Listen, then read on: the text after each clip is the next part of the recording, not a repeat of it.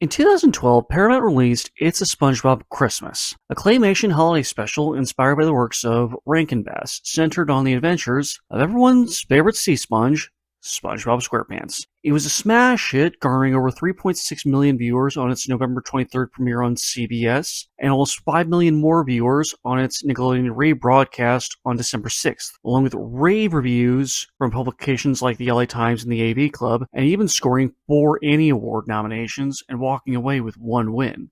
It was a fun novelty that everyone really enjoyed, so 5 years later, Nickelodeon decided they were going to do it again. This time for the spooky season with the legend of Kini Bottom. And while the buzz wasn't quite as crazy as the last time this happened, and you can chalk that up to the changes in the media landscape that happened between 2012 and 2017, it was still very successful with 2.2 million viewers and being the 8th most watched program on cable on the night of its premiere. But these 2 episodes were not the first time SpongeBob had special episodes for Christmas and Halloween. Enter Season 1, Episode 13, and Season 2, Episode 8, ScaredyPants and Christmas Who. And that's what we're here to talk about today. Which one was the best? So with that being said, welcome to Woodstock Prod. I'm Woodstock, and today I'm going to be comparing and contrasting SpongeBob SquarePants' 2 Halloween specials, and then in a couple months, I'm going to be doing the same thing all over again with the 2 Christmas specials. So sit back right now, relax and enjoy the show. Take it away, Vero. It's time to duel!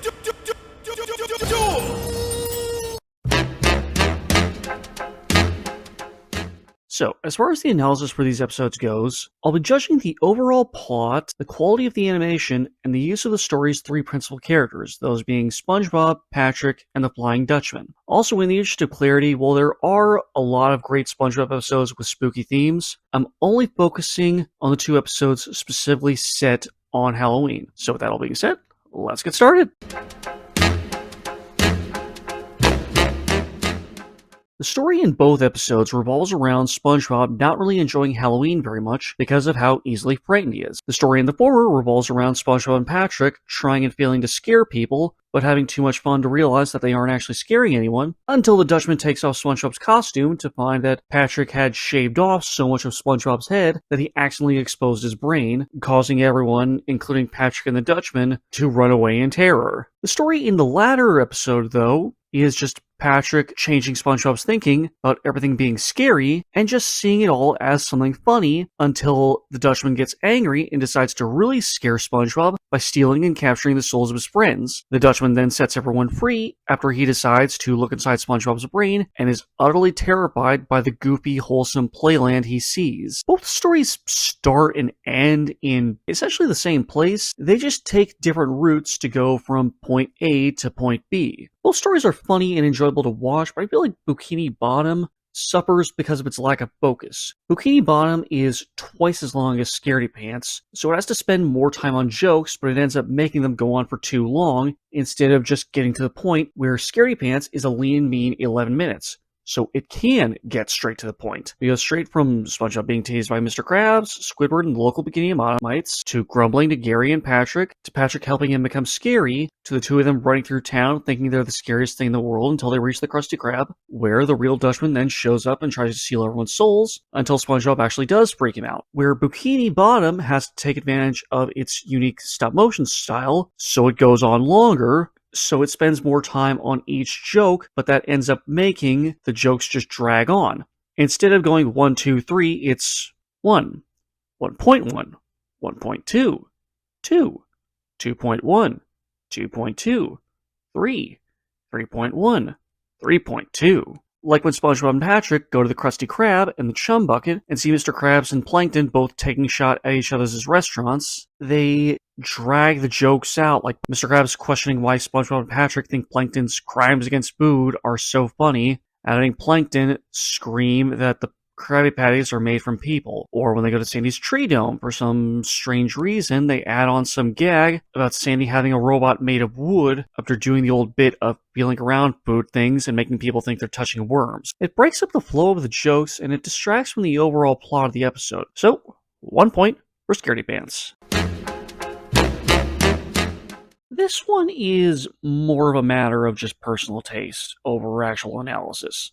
I really don't care for the way the character of SpongeBob is written post Steven Hillenburg's exit from the series, where early SpongeBob was written more like a young adult, modern SpongeBob is written more like a child. ScaredyPants actually shows off a rare mischievous side for the little square dude, where he actively wants to be the one scaring people and takes great joy in his perception that he actually is being scary, even though he really isn't. The Legend of Bikini Bottom's take is still funny, but it relies a lot more on a really tired crutch from modern SpongeBob, that being just using Tom Kenny's SpongeBob laugh to make the audience laugh instead of putting effort into the joke, as well as just having SpongeBob repeating the line over and over, scary equals funny, which ironically isn't that funny. So, point for ScaredyPants.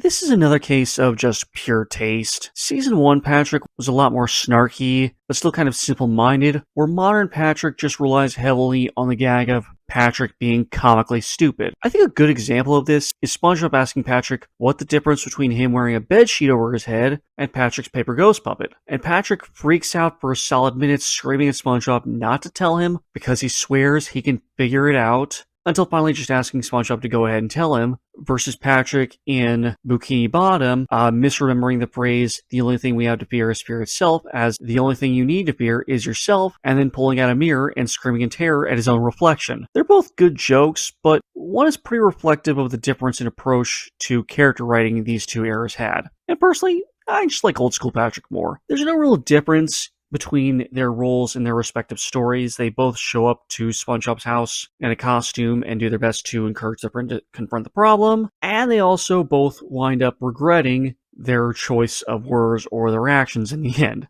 Again, this is purely a matter of taste, even more so than with SpongeBob, so point for ScaredyPants. I'm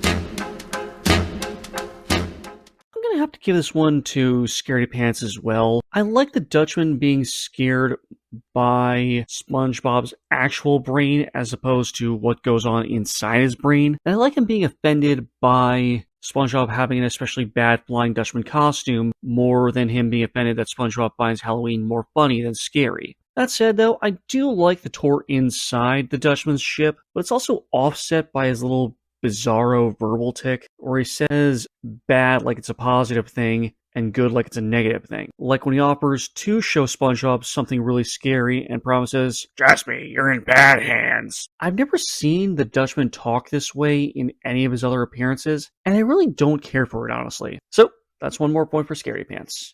Jeez Louise, is Bikini Bottom ever gonna get on the board? Well, I put a spell on you.